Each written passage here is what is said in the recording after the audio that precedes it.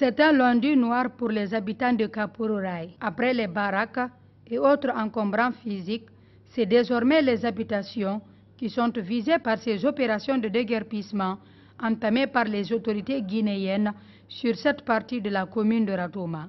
Des femmes en pleurs, des enfants traumatisés, des pères de famille en désespoir total, des meubles entassés çà et là, c'est l'image que reflète ce quartier 21 ans après la première opération de déguerpissement sans aucun investissement par l'État sur le site.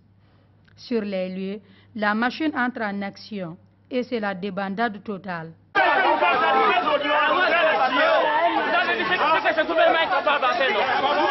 sommes des Guinéens, nous ne sommes pas des étrangers, nous sommes des Guinéens.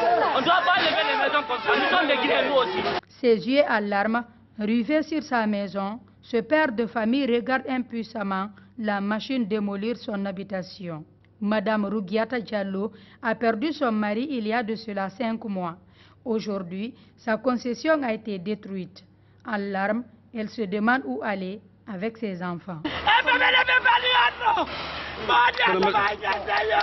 Pendant que la machine continuait à détruire tout sur son passage, les tensions sont montées d'un cran entre jeunes désemparés et agents des forces de l'ordre. Jets de pierres contre gaz lacrymogène. Ces échauffourées ont perturbé la circulation pendant un moment, la transversale Bambeto-Kipé. Aujourd'hui, Kapororaï est devenu un vaste champ de ruines. Le quartier est méconnaissable après le passage du bulldozer. En attendant une solution idoine, c'est plusieurs familles qui sont jetées dans la rue par l'État sans aucune mesure d'accompagnement. Selon de nombreux observateurs, ce déguerpissement du centre directionnel de Koloma est une violation flagrante des droits de l'homme et une opération sélective.